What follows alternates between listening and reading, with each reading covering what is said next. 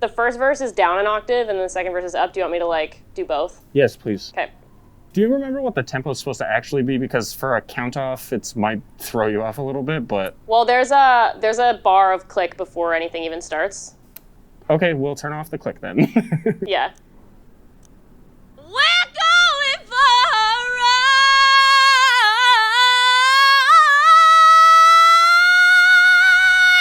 ride! That was a better take. Hell yeah. That's what I'm saying. I put more growl in it and I like that.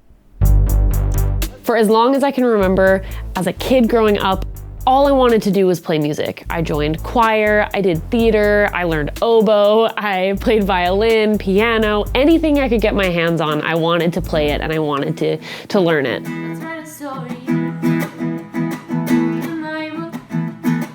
As I continued to grow up and pursue these hobbies, they always felt that way to me. Hobbies. I never even considered the possibility of doing it for work because all of my musical idols were pop singers who had made their big break and were now playing world tours, and the likelihood of me doing that was pretty slim, so I sort of just wrote it off from the beginning. As I came into the second half of high school and I started thinking about what I wanted to do for college or post-secondary, I realized that there wasn't anything else in my life that I was as passionate about as music. Trying to see myself doing some other career just seemed super boring to me. I couldn't see myself being happy in anything else other than music, but the truth is that was super scary for me. I didn't understand how I could make any money in music. I didn't understand if there was even a possibility that I could. But against what I thought was my better judgment, I decided to take the plunge and I applied to a college music program. There you go. So then this one's gonna have to come in. And probably down a little bit. Honestly, it's been pretty life-changing. The last couple of years of my life have flown by me at like 100 kilometers an hour, and I've met some amazing people along the way who have really helped me to answer the question that I've been asking this whole time. Is there money in music?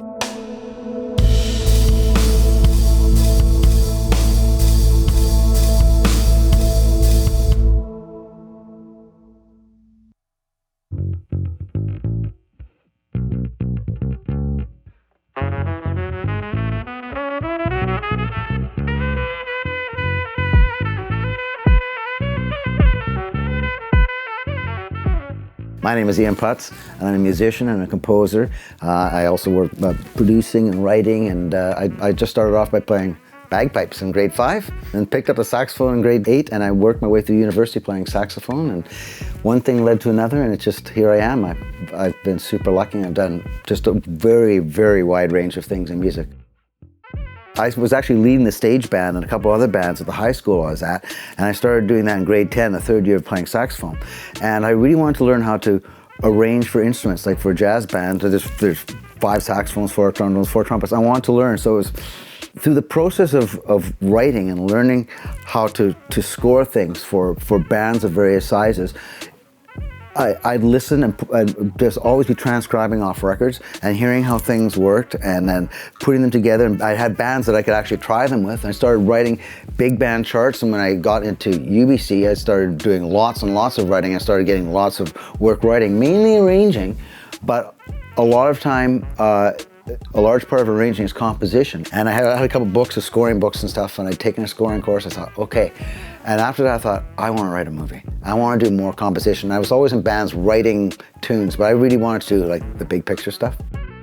One of the most interesting things and a challenge was working on Michael Bublé's first movie. And it was swing, it was jazz. That's who I am. That's where I come from. I'm a jazz saxophone player.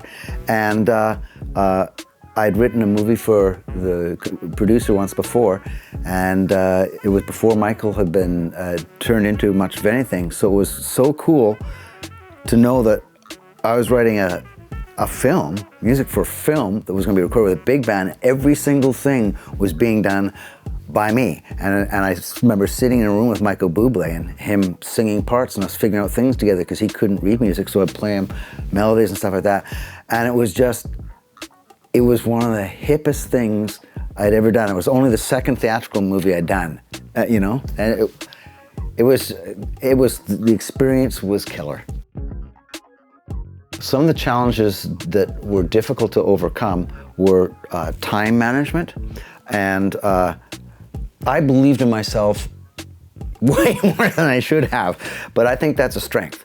And I would not stop until stuff got done. I believed I could do anything, so I said yes to everything.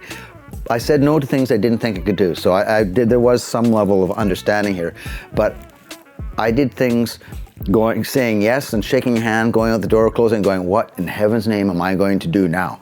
But I had good enough friends and people I could talk to help me through the processes of doing it, and it all worked out. I remember one time I was doing a live television shoot in Vancouver, and about 3 days before, they changed everything. They had brand new music, so I had to recompose, rearrange, and rewrite all the music. And I was writing for 43 and a half hours, and finally my eyes started to fluoresce, and they went orange and black. And I said, I have to stop. So I went and laid down for a few hours and came back and started, and I got it done. The things that are most thrilling to me are the times when I've done something that I didn't know if I could do, but I promised somebody I could do. It proves that my word and it proves that my handshake is the best deal, because I deliver on my promises. And that's one thing that was taught by my grandfather and my parents. It's just like, your promise is your troth is your oath. It's everything to you, because your name means everything. So that's sort of how I handle it. If I had to do things over, I would not change a thing, except some mistakes that I made, and sometimes mistakes that cost me money, and more importantly, cost me opportunities.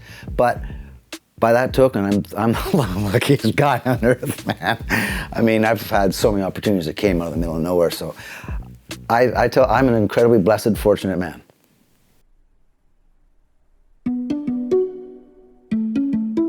I am Evan Jacobs, and I worked as a mixing and mastering engineer. I got into mixing when I was about 16. I just started making some music with my friends, and I was already into production. I was already making beats, and so it was pretty natural for me to jump to mixing, where I'd work on a song with somebody, I'd make the beat, and then they would just send me the vocals as well, and be like, here, you can produce this, you know how to produce. And I was like, yeah, I know how to produce, and then I would just watch YouTube tutorials and figure that out. And slowly I started working with more and more people on beats, and then mixing came with that. And once I had a pretty nice portfolio built up, I figured out I could kind of get away with charging some money.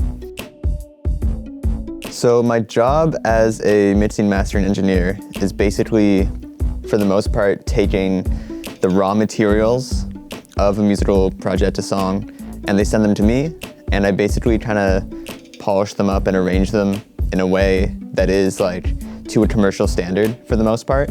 A rapper will send me a beat as an MP3 file, and then their vocals separated MP3s or waves. And really the biggest part of my job is mixing vocals, because that is what people care about and what people hear the most. The vocals can be a lot louder than the beat, but as long as they sound good, that's what matters. So most of my job is mixing vocals over top of beats. The most rewarding thing about what I do is taking someone's creative vision and realizing it and bringing it to fruition. People will put a lot of time and effort into getting these raw materials together, the vocals and the production and all this stuff. And for some people, because mixing and mastering is the final stage really of their song, when they get back that final product, it can be really emotional for them. So I've had people being like, yo, I just cried listening to your mix, because it really touched them, you know what I mean? I think there's a misconception about mixing and mastering being more of a formality or more of a technical service, but really it can touch people quite deeply, and people really appreciate that. And so that's what I like most about what I do. Probably the coolest thing I ever did in my short-lived career so far was performing at the Vancouver Mural Festival. So as someone who, I grew up in Vancouver, I've lived in the same place my entire life, and in the heart of Mount Pleasant, which is the neighborhood where the Mural Festival happens, it's always been a big deal for me when the Mural Festival happens. It's always so much fun. I see my neighborhood kind of come to life, you know what I mean? And a friend of mine who I've mixed and mastered and produced a bunch of her songs, she actually got invited to perform at the Mural Festival a few blocks away from where I live. And not only did I get to be a part of her set, but I got to open with my own DJ set. And that was so surreal, doing that like in my home, you know what I mean? So that was really sick, and I wouldn't have been able to have that opportunity if I hadn't collaborated with this artist before. So when I think about the biggest challenges to my career, there's two that come to mind. The first being imposter syndrome. I'll be working on something and I'll be so proud of it, and I'll be like, wow, like I really worked on this and I feel fantastic about it. And then right after that, I'll listen to a song that I like and know it was mixed by like one of these greats who's been mixing for 50 years, has this best state-of-the-art studio, was recorded by the best artists on the best microphones, and all this stuff, and then, you know, they live and breathe mixing, and I'll compare that to my song that I just did, and I'm like, I have no idea what I'm doing. Like, this sounds terrible. But I think the way to move on from that is kind of leaning into it, because the best way to improve and the fastest way to improve is comparing yourself to others and being like, here's what they did, here's what I did, and taking notes on what are these differences, how can I achieve this next time? And it hurts because you're seeing your work that you just did and spent a lot of time on, and you're saying, this is not that good. But what you're doing is convincing yourself the next time, the next thing you do, you'll know more of kind of how to get that professional result.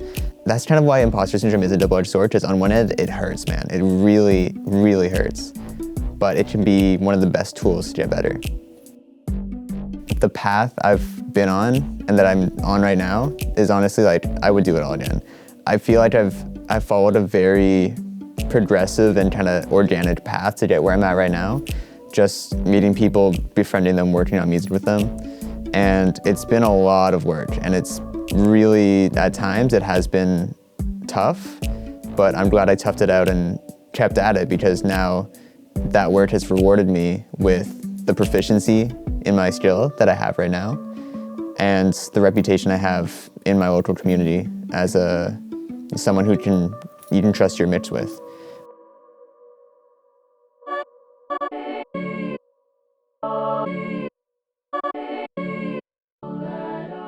So my name is Daniel van Haughten, and I go by Get Together as my artist name, and I run a mixing business and a production business, and I ghostwrite for artists sometimes.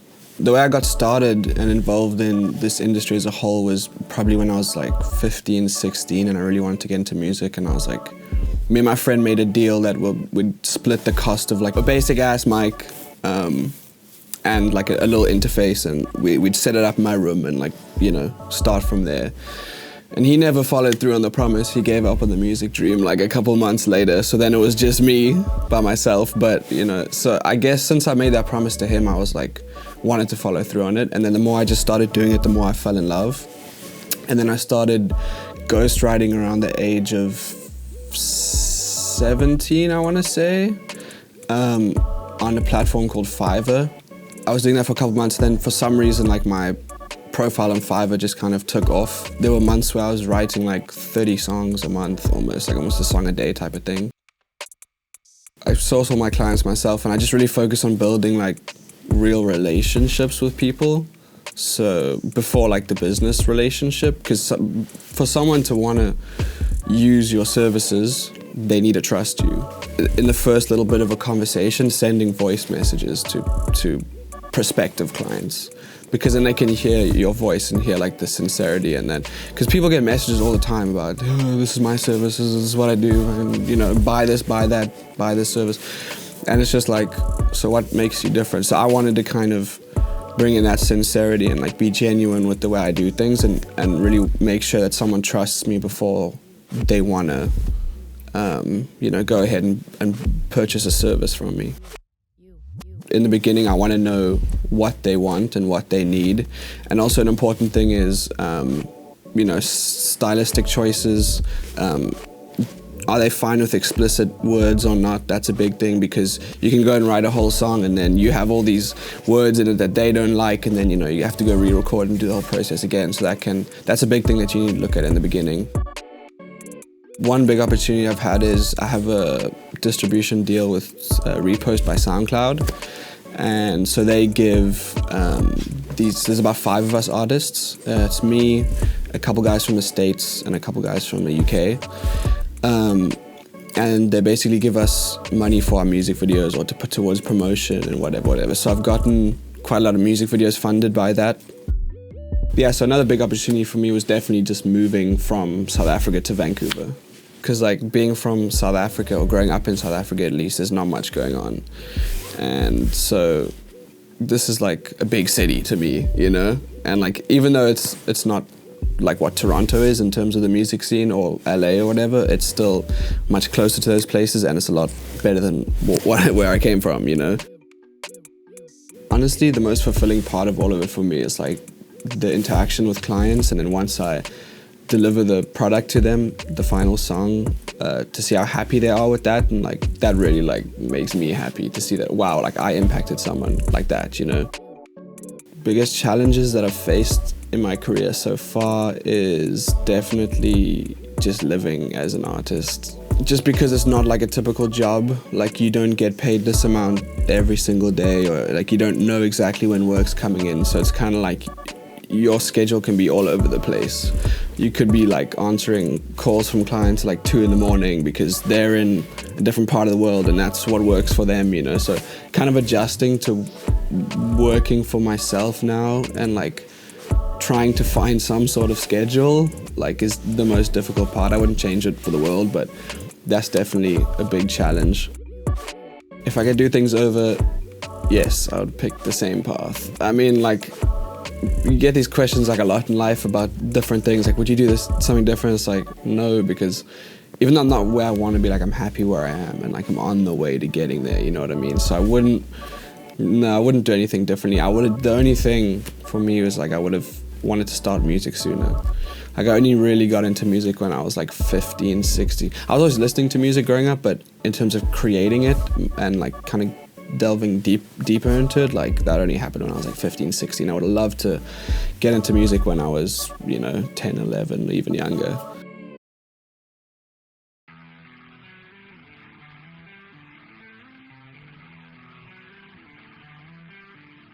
My name is Igor Efimov, and I work in the music industry.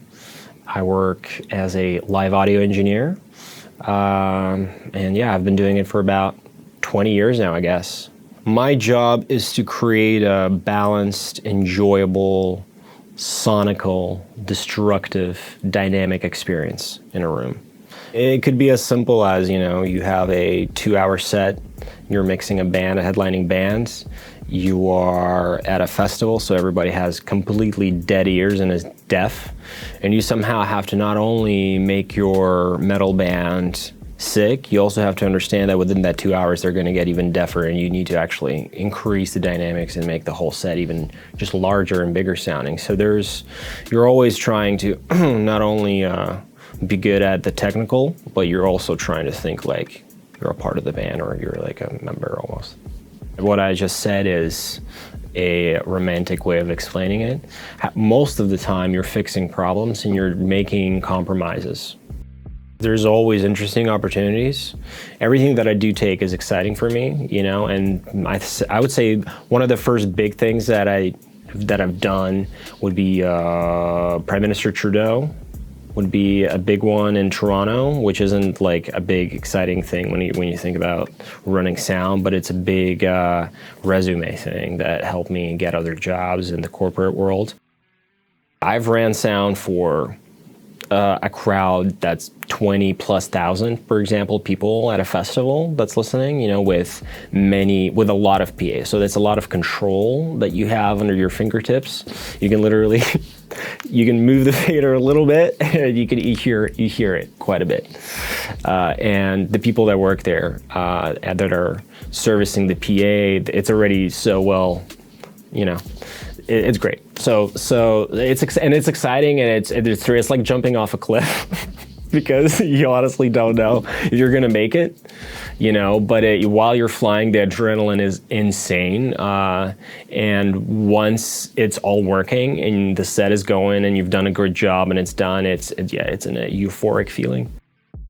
I kind of went through the tour aspect without me knowing anything. I actually went on this tour with a band called Phineas. They took me out as a merch person, and they sounded terrible the first night. And their drummer, he is a sound guy, and he kind of quickly taught me a few things. And so I, from then on, every night in different venues, was meeting stuff and touching equipment that I've never seen in my life or know what it even does.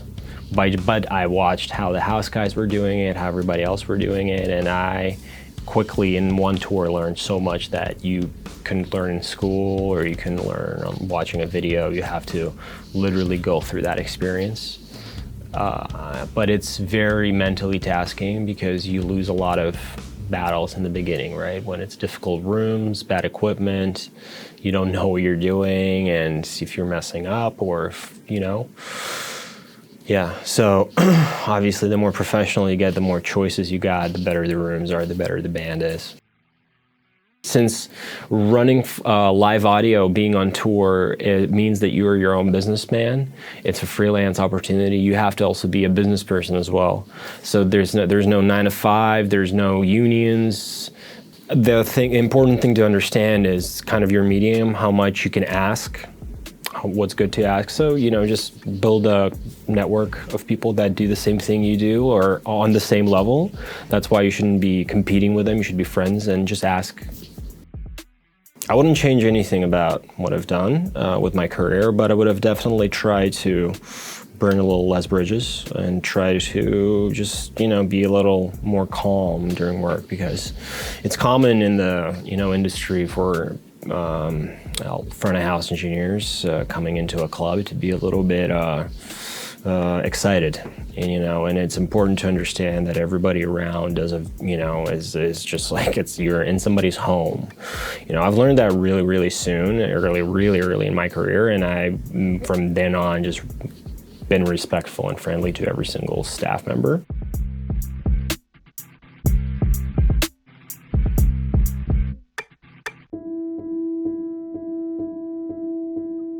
Can you make a sustainable income in my field? Absolutely, without a doubt. There's lots of people out there who are making great livings. I can call up 50 of my friends and they're all earning well over $100,000 a year, you know, and they're doing what they like doing. And sometimes it's really long hours because people think, oh, you're a musician, you know, you sleep all day. No, get ready for 18-hour days, Jack. It takes a lot of hard work and a lot of hours, and it's a thing that comes after years. Like you're not just gonna start and, you know, have a fully fledged business in like 6 months and then you're good for the rest of your life. Or, you know, so it's like, it's definitely a lot harder than some people may think, but it's not to say you can't do it. Like, I think anyone can do anything, and just with the way the world's moving in terms of like digital space and like, not to get all, but the metaverse and NFTs and all of that, and just working online in general, the way that the direction that the world's going in terms of that is making all of this much easier and like much more accessible. So I think as time goes on, it'll only get easier. There's really 2 things that you need to have enough money to get by. And I think that is, first of all, a portfolio. People aren't going to trust you with their songs if, you know, you have nothing to show for it. I think that's really important. I see a lot of people just starting out who haven't really worked with a ton of people who are charging $100 for a mix. And yes, you know, maybe you have a great education in that and, you know, you technically know how to do it, but people aren't going to trust you with $100 unless they can see what you've done before. And I think the second thing is a client base, because really you need people to pay for your services. And those two really go hand in hand, because you won't have a client base without a portfolio, but you won't have a portfolio without a client base. And so the more you work, the more you gradually build those two up. And as those two things grow and the work that you do gets a bit more prestigious and a bit kind of higher end, and you get busier, you can charge more. And that's when you start making income. That's when you start making money. It's hard to balance your creative passions for me, was touring and, you know, playing with bands and running their sound on festivals and on tour and making money at home.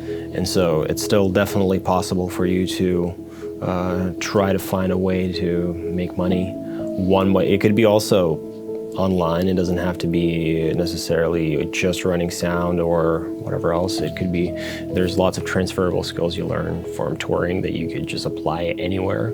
You know, the corporate thing is definitely a way for you to try and balance, you know, stuff out. But you can also just find your own way around things. You know, I know touring guys that just find clubs to work in, for example, right? Because you're in different venues all the time. You've build lots of connections. And at times, you can also find a venue to work in first, and then that's how lots of bands pick the engineers out. They'll play that night and they'll be like, man, this house guy is amazing, let's take him out. And a lot of people actually, most of the people, that's how they start their career. Get out there and do jobs. That's the be all and the end all, because that's how you learn to write, that's how you learn to produce, that's how you learn to play. And the better people you work and play and produce with, the better your work and your playing and your productions are going to be. So chase down everything, because when you're 16, 17, 20, 21 years old, you don't really know what you're going to like to do. And you don't even know what the world's going to bring to you. And you also don't know what technology has to offer. Experience lots of stuff. Why? Because the more tools you have in your toolkit, the more areas you can be able to say yes to. And try everything. Play with bands, sing with choirs. I used to play in a band that would march in every parade, you know? And it's just like, you learn something from every experience. And if you work hard at doing it, then more opportunities open up. And that's a glorious thing. Don't be afraid. I would recommend for you to go to some really, diverse shows, to some very big clubs, to like big arena shows, to medium-sized 1,000 to 5,000 size type clubs, to 300 to 1,000, and then lower, even smaller, to a coffee shop, and to listen to all of that and see if you like it, see if you like what's happening, because it's a very loud environment. It's a very different type of environment that you're going to live in, and a lot of people really like it, which I really do like it as well. At first, gear will help you learn, and there's no way to learn live audio without working with the equipment, with your hands. So try to find any way you can touch a piece of live audio equipment. Start as soon as you can. Don't be impatient. The biggest thing for me was I was pretty impatient in the beginning. And I just expected like my third song to blow me up, and I was like, oh, this is gonna be great, this is so amazing, and then it's terrible. So I'd say like you really need patience and hard work and dedication, and you do need to really put like your all into it. You can't say you want to do this, but then you're spending all your money going out to the clubs on 3 nights a week or 2 nights a week, even 1 night a week, Like this has to be your main focus and your main thing. So I just say, if you don't really love it, like don't get into it. You really have to love this stuff. And you can learn to love it more, but it's just really about dedicating yourself. If I had one piece of advice to give to someone who is pursuing mixing and mastering, and this is gonna sound totally obvious, but it really is so important, is treat every client like they matter. Because when a client is coming to you with their work, they're being pretty vulnerable with you. They're saying, here's something I've kind of poured my heart out into. Can you take this and make it sound good, pretty much? And you can be kind of utilitarian with it. You can be like, okay, well, here it is, do you like it? But really, like, going the extra mile and being really kind to the people you work with is the best investment. You need clients. That is the only way you're gonna make it. And so if you can show each client that you really care about what they're doing and that you connect with their art and that you want to see their vision through, that's gonna not only keep them coming back, but that is gonna lead them to suggest to their friends who probably also make music to go to you. Continue on pushing yourself and work hard. Try to work harder than the person next to you, because that shows. And if you put in any energy, any positive energy into something, it will definitely flourish. There isn't other ways around that. The energy that you put into this will pay off one day. If you just know that you love music and you want to do something in music, really explore your options and find like what works for you the best and where you see yourself fitting into the industry, and then just like go like 100% on that. You know, once you've found like what it is that you want to do within the industry, just dedicate yourself to that. And then I think it's super possible and it's super rewarding. I really believe that young people should pursue a career in music if you're passionate about it, because there is absolutely a way for you to do it. Even if it doesn't turn into your job, it's one of the most fulfilling things you can do. And it is also like very possible for it to turn into your job. If you put in the work and you have the right infrastructure and the right tools, I think anyone can do it.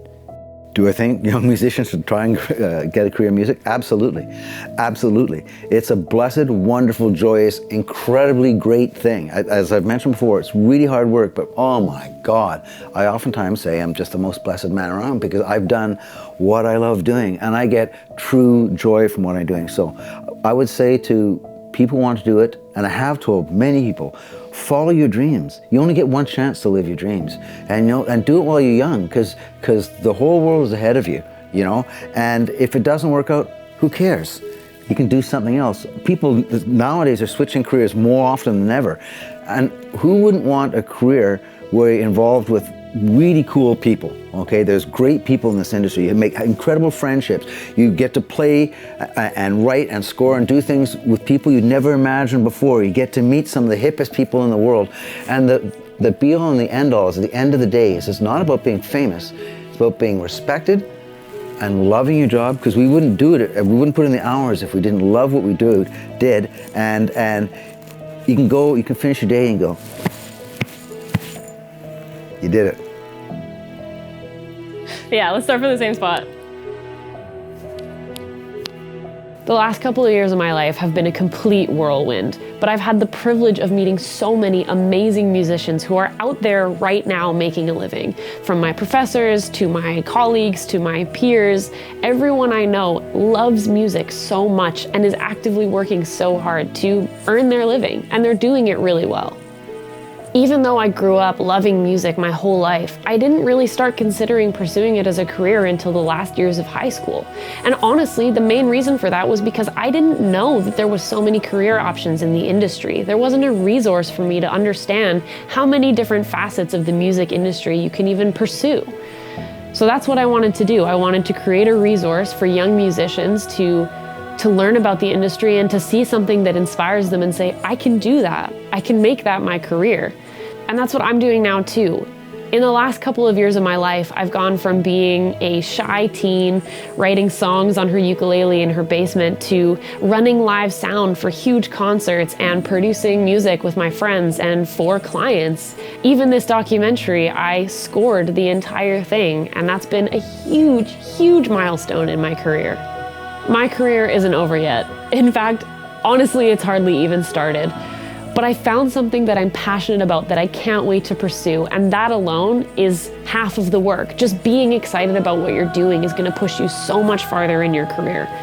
Like anything worth pursuing, it's not always gonna be easy. It's gonna be a lot of work, but it's gonna be so fulfilling and so much fun.